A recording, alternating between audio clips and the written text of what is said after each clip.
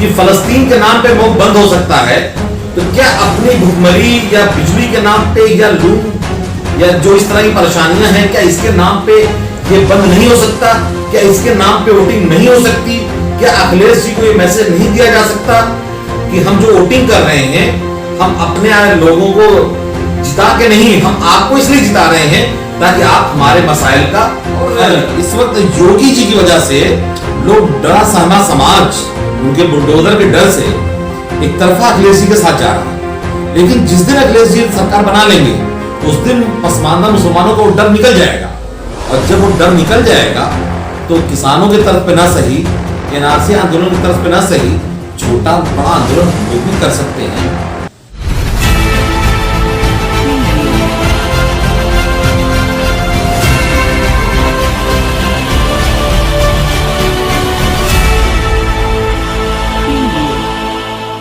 आज मऊ आने का आपका क्या मकसद है, क्यों प्रेस कॉन्फ्रेंस कर? देखिए, चुनाव का आखिरी दौर चल रहा है और हम लोग लगातार सालों से हिस्सेदारी के लिए मेहनत कर रहे थे, और जब टिकटों की बात आई तो पूर्वांचल से किसी भी अंसारी को इन्होंने टिकट नहीं दिया। इन्होंने मतलब सपा ने, बसपा ने सिर्फ उन जगहों से टिकट दिया है जहां से हार पक्की हो, जहाँ लड़ाई में ही न रहे कोई। जैसे अहरुल्ला के शकील अंसारी साहब को जो है फूलपुर से टिकट दे दिया है। तो इस तरह से कांग्रेस ने, भाजपा ने, सबने हमारे साथ बुरा व्यवहार किया टिकटों के बंटवारे के मामले में। तो हम लोग पहले से बात करते चले आ रहे थे, तो हम चुनाव अंतिम चरण में है, आखिरी दौर का चुनाव मऊ में, आजमगढ़ में होने जा रहा है। तो हम ये बात तमाम पार्टियों को बता देना चाह रहे हैं, उनको एहसास दिलाना चाह रहे हैं कि उन्होंने हमारे साथ गलत किया है, क्योंकि हमारा वोट यादव का दुगना है और हमें टिकट जो दिया गया पूरे प्रदेश में 20 के आसपास टिकट दिया है। यादव को 50 से ऊपर टिकट दिया है, यहाँ तक कि जाटों को सपा ने 42 टिकट दे डाला है, कुर्मी को 33 के आसपास में टिकट दिया है। उन लोगों को वोट कितना मिलता है सपा को, और हमारा वोट 100% जाता है। हमारे सो कॉल्ड क़यादत वाले लोग हमें जुम्मन कह के गाली दे रहे हैं, गाली भी हम ही सुने और हिस्सेदारी से हम ही महरूम रहे। तो हम, जैसे अखिलेश जी ने हमारी कई प्रेस कॉन्फ्रेंस से प्रभावित होकर अखिलेश जी ने कुछ फैसले लिए हैं, तो जैसे बुनकरों की बात गायब हो गई थी, लेकिन बुनकरों के सवाल पे कुछ उन्होंने किया, बातचीत किया है। हम उनको ये बताना चाह रहे हैं, टिकट तो आपने नहीं दिया, आपकी कोई मजबूरी रही होगी, आपको सरकार बनाने में दिक्कत लगी होगी, बुनकरों को टिकट देने में, तो एमएलसी बनाने में तो कोई दिक्कत नहीं होगी, राज्यसभा भेजने में तो कोई दिक्कत नहीं है। तो क्या समझा जाए कि पूरी तरीके से पसमानदा समाज एमएलसी के लिए सारी कार्रवाई कर रहा है? देखिए, पसमानदा महास अपने लिए अगर लड़ना होता तो 2012 में अखिलेश जी खुद हम लोगों से रिक्वेस्ट किए थे कि हमारे साथ आ जाइए, हम लोग उनके साथ नहीं गए, 17 में भी नहीं गए और इस वक्त भी नहीं गए। हमें अपने लिए कुछ नहीं लेना, और हमारे राष्ट्रीय अध्यक्ष मुख्तार अंसारी साहब तो हमेशा दूसरों को आगे बढ़ाते हैं, और ये चाहते हैं जो उनकी पार्टी में लोग हैं, जैसे अल्ताफ अंसारी साहब हैं, अरशद जमाल साहब हैं, इस तरह हम मऊ में बैठे, इस तरह और जगहों पे जो नाम हैं, इसहाक साहब हैं, या हम कांग्रेस से भी बात करते हैं कि जैसे सबिहा अंसारी का टिकट काट दिया मुबारकपुर से, कहा कि लड़की हूं, लड़ सकती हूं, कह करके लड़की को ही टिकट नहीं दिया जो लड़ने। कहीं ना कहीं आपको ये नहीं लगता कि आप लोगों ने पसमानदा जो समाज है उन लोगों को अपनी बात समझाने में नाकाम रहे हैं? देखिए, आज तो जो पसमानदा समाज है वो अखिलेश की तरफ बढ़ चढ़ के आगे जा रहा है। नहीं, देखिए, हमने मना नहीं किया था, हमने हमारे समाज को हमने मना नहीं किया कि आप सपा वोट मत करो, और हमने ये भी नहीं कहा कि आप सपा वोट करो। हमें अपनी हैसियत पता है, हम पसमानदा समाज के नेता नहीं हैं, हम पसमानदा समाज की केवल आवाज हैं। जैसे आप पत्रकार समाज का दुख दर्द सबके सामने रखते हैं, सरकारों के सामने, ऐसे ही पार्टियों के सामने हम अपने पसमानदा समाज का दुख दर्द रखते हैं। अगर 1% भी पसमानदा हमारे साथ होता तो हम सभी पार्टियों का कॉलर पकड़ करके उनको हिस्सेदारी दिलवा देते हैं। यही बात तो मुख्तार अंसारी कहते हैं कि हम पसमादा समाज के दबे कुचले और महरूम लोगों की आवाज़ हैं, उनकी आवाज़ मुख्तार अंसारी ही कर रहे हैं। देखिए, दो तरह की चीज़ होती है। एक होता है जैसे बीजेपी ने कहा कि हमने घर बना के दे दिया, हमने शौचालय दे दिया। हमने कहा यार हम घर और शौचालय की डिमांड लेके नहीं उठे हैं, हमें टिकट कितना दिया गया, हम राजतंत्र में नहीं रह रहे हैं। लोकतंत्र का मतलब ये था कि जिसकी जितनी बड़ी आबादी है उसको उसी तरह की हिस्सेदारी मिलनी चाहिए। जैसे मैं धोबी हूं, मेरी आबादी कम है तो मैं टिकट का दावेदार नहीं बनूंगा, मतलब मेरा समाज के लोग पीछे रहे थोड़ा सा। जो जिसकी आबादी बड़ी है उसका नंबर पहले आना चाहिए।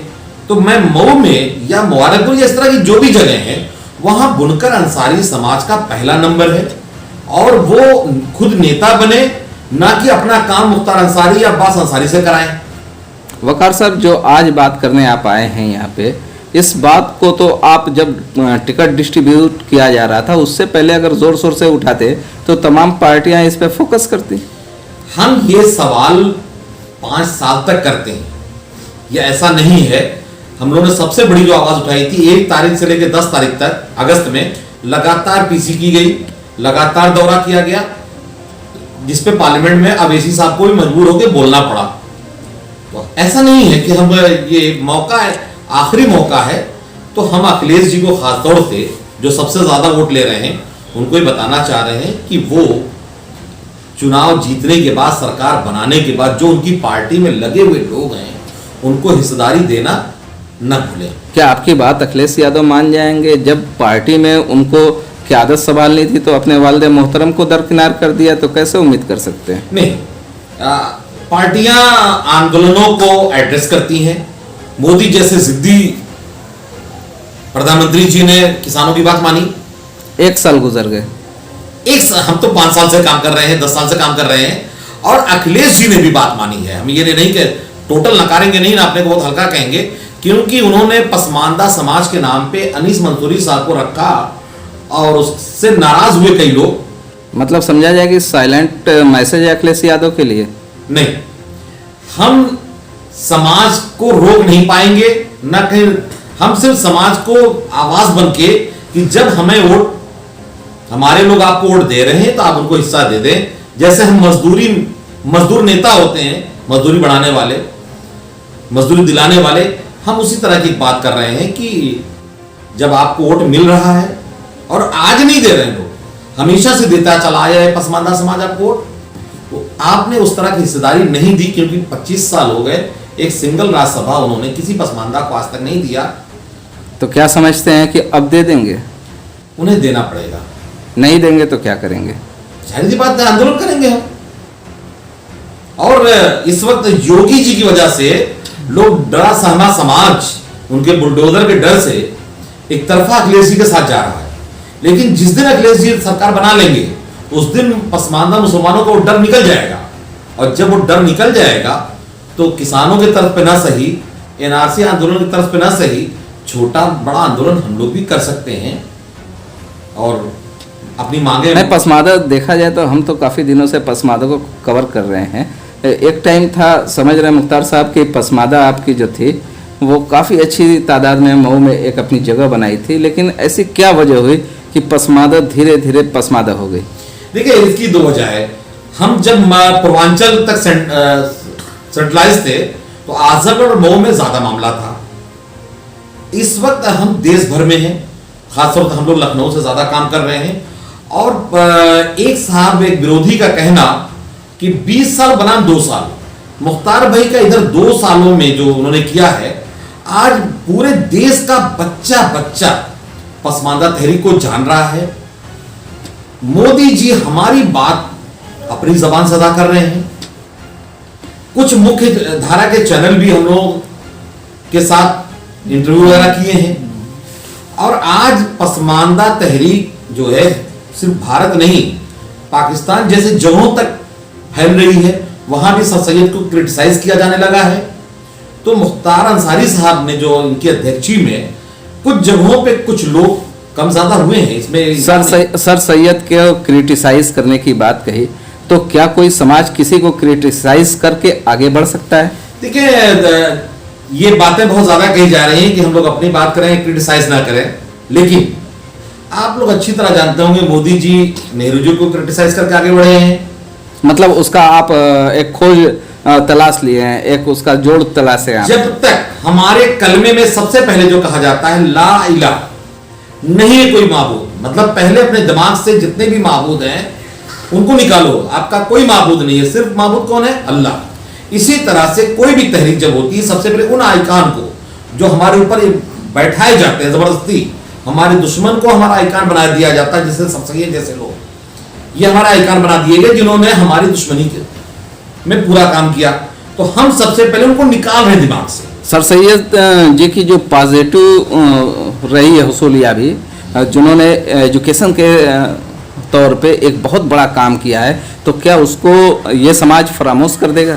देखिए, जिसके लिए जो काम किया है, जिसके लिए जो काम किया उसकी वो तारीफ करे। सर सैयद बहुत अच्छे आदमी थे, मैं भी मानता हूँ, अपने सैयद समाज के लिए सर सैयद ने बहुत बड़ा काम किया, लेकिन लड़कियों की एजुकेशन उनका कोई वर्क नहीं है। पसमानदाओं की एजुकेशन के लिए उन्होंने उल्टा काम किया। आईसीएस वगैरह के जो एग्जाम होते थे उसको उन्होंने इंग्लैंड से यहां आने नहीं दिया कि कहीं जुलाहे और नाऊ जो है आईसीएस अधिकारी ना हो जाए। तो हम अपने दुश्मन को कैसे उनका महिमा मंडन कर सकते हैं? वकार साहब, एक सवाल है कि पसमादा की अलख जलाने वाले अली अनवर साहब, जिनकी वजह से पूरा हिंदुस्तान जानता है पसमादा क्या है, एक आवाज़ उन्होंने उठाई, अली अनवर से अलग होकर क्या ये पसमादा उस मुकाम तक पहुंच पाएगा जहां तक पसमादा था? देखिए, उनसे अलग होने का मतलब आप ये समझ लें कि जैसे हम वोट खुद डेमोक्रेसी की बात करते थे बार बार, और राज्यसभा जाने के बाद कहीं ना कहीं एक रुकाव या ठहराव सा आया, और वो हमारे सीनियर हैं, उनके बारे में मैं बहुत बातें नहीं कर सकता, सीखा है हमने उन लोगों से। लेकिन जो लोग अली अनवर को चाहते थे वो अली अनवर साहब के साथ हैं, और जो लोग पसमानदा महाज को चाहते थे, जो तहरीक को चाहते थे, वो तहरीक के साथ हैं। और आज तहरीक पूरे देश में फैली है। कल एक अली अनवर साहब थे जो प्रेस कॉन्फ्रेंस किया करते थे, आज हमारे पास 10 लोग हैं जो टूटा फूटा ही सही बैठ के प्रेस कॉन्फ्रेंस कर लेते हैं। उस तहरीक में एक कहीं ना कहीं ख्वाहिश है कि एमएलसी होना चाहिए, तो जो आपका अगर कोई एमएलसी भेज दिया जाता है, बना दिया जाता है, तो क्या फिर वो अपने आप को उस स्ट्रीम से काम कर पाएगा जैसे अली अनवर साहब कर रहे हैं? या देखिए, जैसे मैं फिर कहूंगा कि मैं अली अनवर साहब को तो नहीं कुछ कह सकता, उनको जो आपने पॉजिटिव कहा था मैं उनका पॉजिटिव ही लेता हूं कि उन्होंने इसके लिए काम किया है। हाँ, जो एक बात बार बार कही जाती है एमएलसी, हम एमएलसी एमपी के लिए काम नहीं कर रहे हैं, हमारा मकसद इससे कहीं बड़ा है। एमएलसी और एमपी बहुत छोटी चीज है, वो पसमादा तहरीक हासिल कर चुकी है। हम इसके आगे जो है समाज में जो सोशल जस्टिस है, सामाजिक न्याय है, हम उसको स्थापित करना चाह रहे हैं। हम जो मदरसे हैं, जो माइनॉरिटी इंस्टीट्यूशंस हैं, हम उनमें भी आरक्षण चाहते हैं। तो जो संस्थाएं हैं, जो इदारे हैं, बगैर किसी इंटरेस्ट के अगर काम करती हैं तो कामयाब होती हैं, तो क्या आप नहीं कामयाब हो रहे हैं? तो ऐसा लग रहा है कि कहीं ना कहीं इंटरेस्ट हावी है। नहीं, देखिए, हम लोग नाकाम नहीं हैं, हम लोग कामयाब हैं।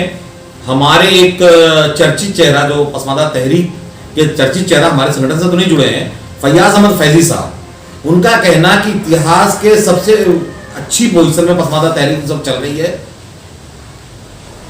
कांग्रेस ने पसमादा आयोग बनाने की बात कही है अपने मैनिफेस्टो में। कयूम अंसारी साहब का फोटो लगा दिया उन्होंने ले जाके अपने यहाँ, उस पर प्रोग्राम भी किया, मऊ में भी प्रोग्राम हुआ, उन्होंने कवर किया होगा।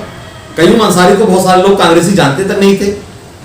मोदी जी ने इस पर एक बार नहीं 10 बार बात किया है। कांग्रेसी जाने चाहे ना जाने, पसमादा समाज कितना जानता है उनके बारे में? देखिए, हमारा पसमानदा समाज जो है उसका अपना दिमाग नहीं होता, उसके दिमाग को हमेशा दूसरे कंट्रोल करते हैं। जैसे आप अपने ही शहर में देख लें, हम मुख्तार अंसारी, अब्बास अंसारी की तो बात ही नहीं करते, यहां पे मुबीन और नसीम भी आके जीत के गए हैं, यहां पे राना खातून भी आके जीत के गई है।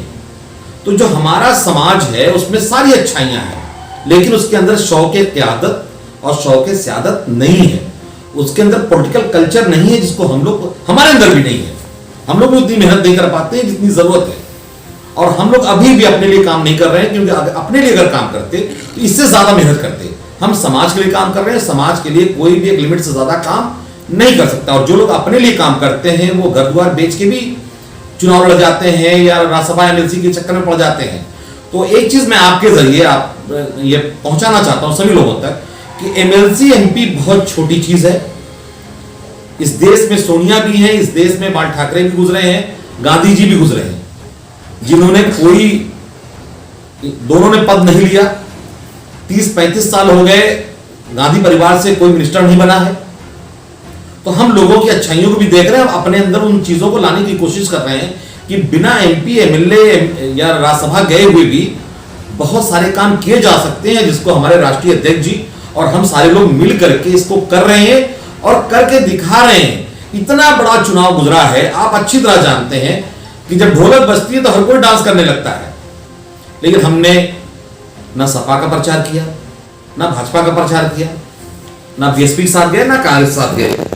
हम लोग लगातार एक बात कहते रहे कि जो आपके संगठन में लोग हैं आप उनको जगह दीजिए, और अखिलेश जी ने कुछ बातें मानी भी हैं। मेरे एक प्रेस कॉन्फ्रेंस में मैंने कहा कि रसदी मियां के कितने घर हैं रुदौली में, अगले दिन पता चला टिकट काट दिया गया है। इस बार तैयारी लोगों की नहीं थी, इसलिए भी टिकट नहीं मिले। बाकायदा बिरादरियां पूछ के टिकट दिया है लोगों ने। और आखिरी सवाल है हमारा कि पसमादा समाज को क्या मैसेज देना चाहते हैं? देखिए, पसमानदा समाज को सिर्फ एक मैसेज वोटिंग के टाइम पे हम देना चाहेंगे कि इमोशनल वोटिंग ना हो, मुद्दों के आधार पे वोट करें। जैसा कभी किसी अखबार वाले ने, एक गैर मुस्लिम अखबार वाले ने लिखा था कि फलस्तीन के नाम पे मुंह बंद हो सकता है, तो क्या अपनी भुखमरी या बिजली के नाम पे या लून या जो इस तरह की परेशानियां हैं, क्या इसके नाम पे ये बंद नहीं हो सकता? क्या इसके नाम पे वोटिंग नहीं हो सकती?